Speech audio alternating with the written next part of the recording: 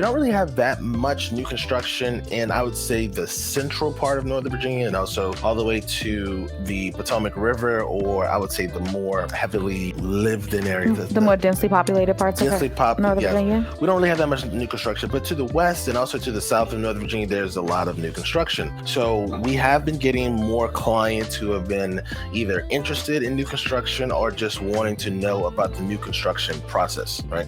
So today we want to start the conversation off with just giving you a brief overview of what you can expect for most builders in this area as far as like your timeline, not necessarily how long it's going to take, because each builder is going to be different as far as the timeline, like how long they're going to take to deliver the property.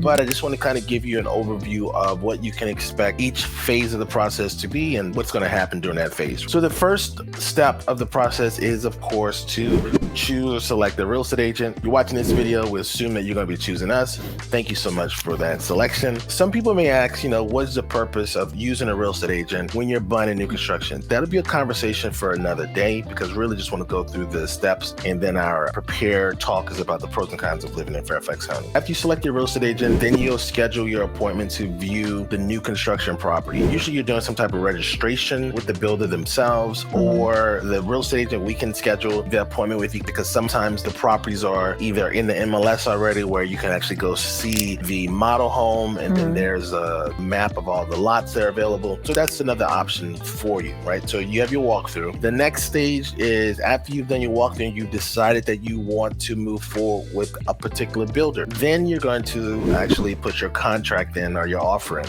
And I just want to say before you go any further, go ahead. You do want to make sure that you have your agent present for the initial walkthrough, because if your agent is not with you when you initially tour the property, then chances are the builder may not allow your agent to represent you in a transaction. That's true. And so that could cause issues for you further down the line if you were to just stop by and see a new construction without your agent. One thing that Crystal brings up that's really important is that when you're getting represented by a real estate agent for a new construction property, the builder has already built in that price, the commission that's going to be paid to the real estate agent, into their package.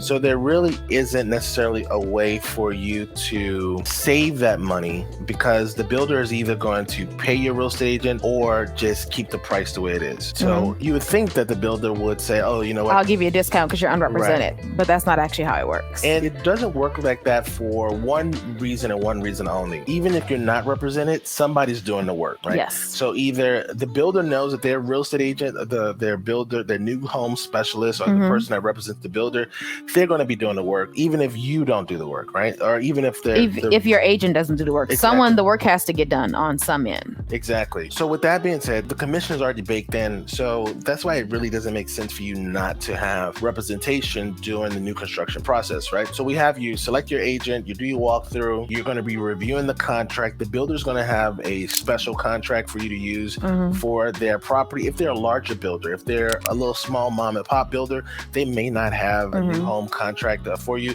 And then your agent will just prepare that for you on your behalf. Now, when you're putting your contract in, one thing you need to know is that most builders will require that any structural changes be firm at the time you put your contract in. So that means whether or not your basement is built out, whether or not you have a wall a certain location, whether or not you have a loft in the bedroom, whether or not you have a covered patio, covered porch, whether or not you have a two-car garage with no divider in the middle.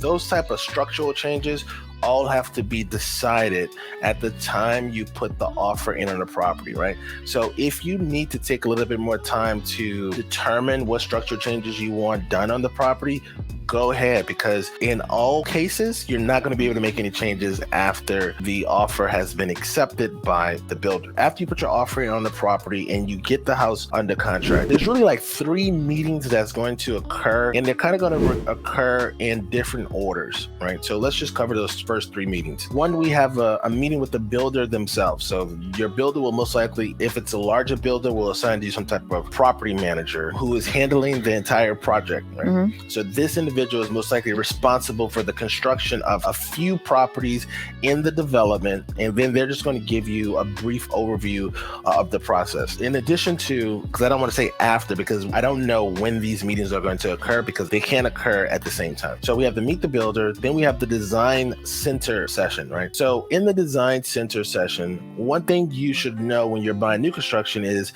the price that they market the property to you is really just the base price. It is not the price that you're most likely going to buy the property for. Yes. The base price is really just walls, windows, floors, toilets, everything basic, right?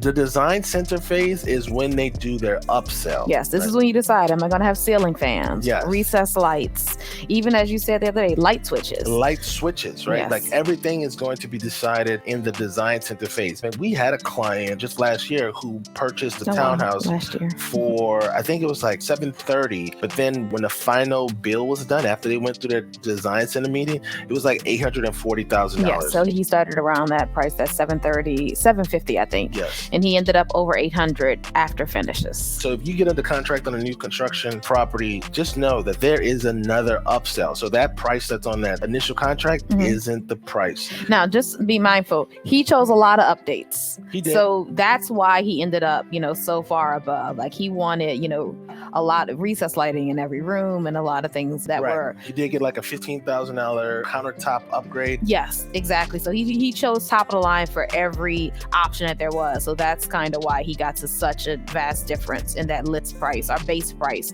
to actual sales price. Now, one of the things you may be wondering is, why would I even need to upgrade anything or include anything in the design center phase? Couldn't I just buy the property without any upgrades? So let's talk about one upgrade that you probably get that you didn't even know they're going to charge you for, which is the fact that in Virginia, at least, when you go into a room in Virginia, even now there's several houses like this where the light switch is a functioning light switch for a plug. So that means you can put a lamp in. Yeah, so it's just to turn on an outlet. An outlet, right? So most people don't like that setup. Most people would prefer to have a light in their room, right? Their bedrooms, usually their bedrooms, right? So the light switch is one charge, and then the light itself is another charge.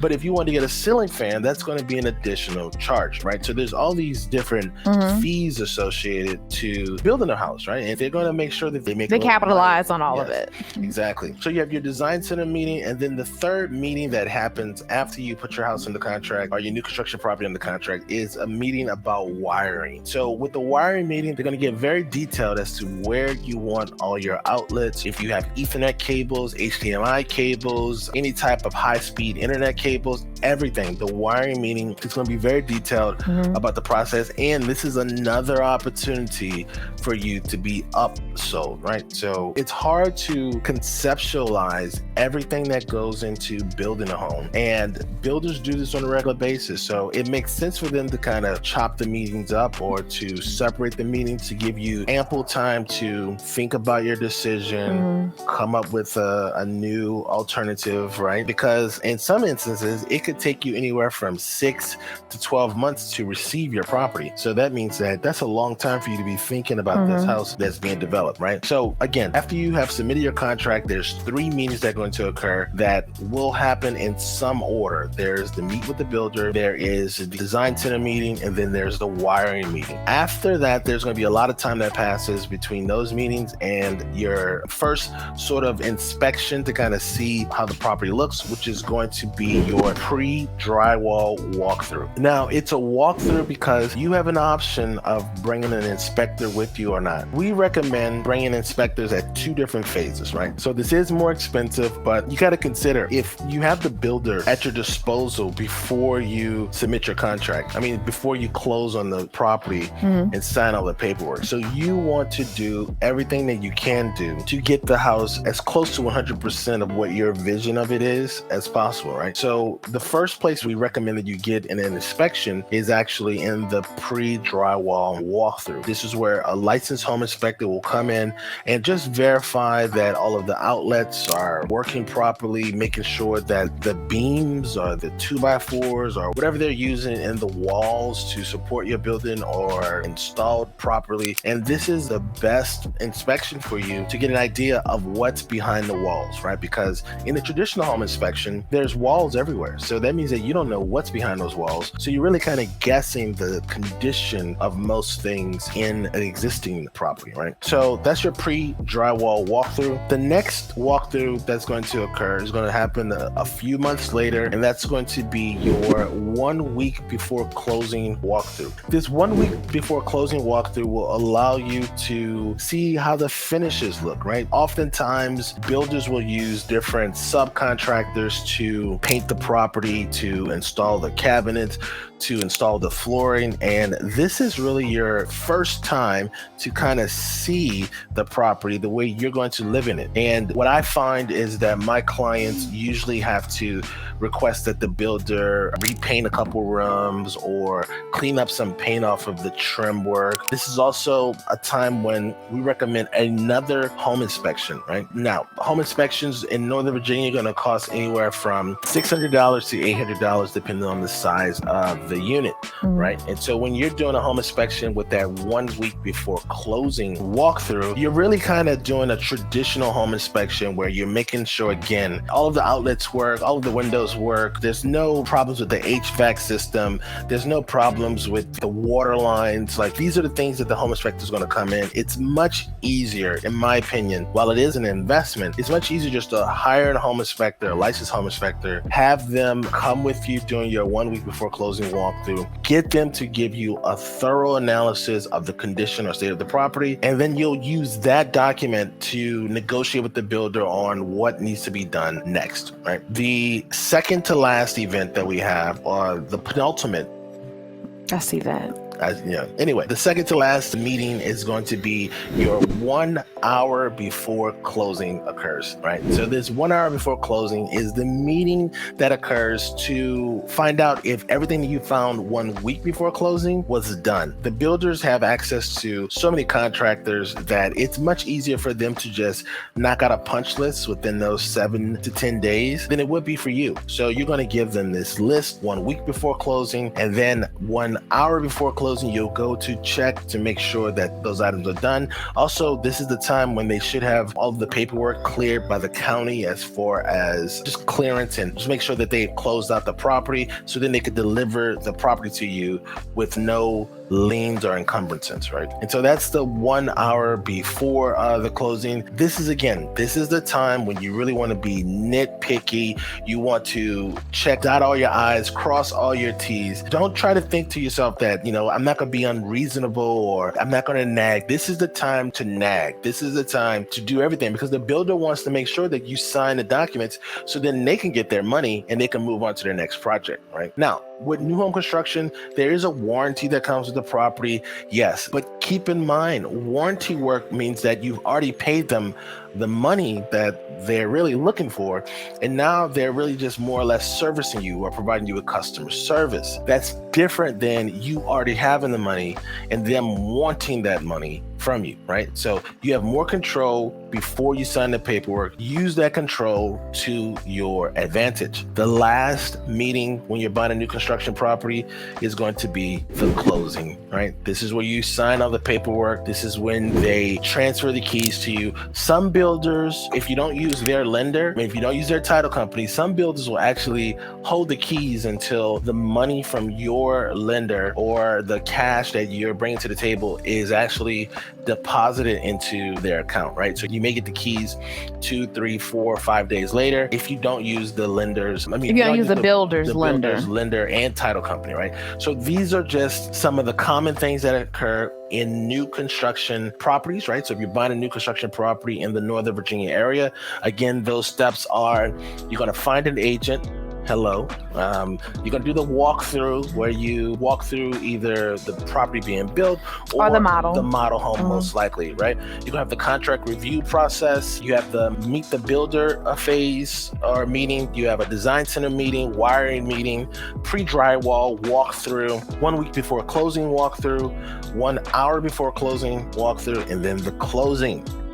And that's it. That's everything you need to know. Well, not everything you need to know, but those are the phases, are what you can expect in a traditional new construction building. If you're looking to work with us, we have a link in the description to our perfect home questionnaire. You fill out that questionnaire, and then we will schedule a time for you to meet via Zoom to talk about your move to the area. I'll see you on the next episode. Peace.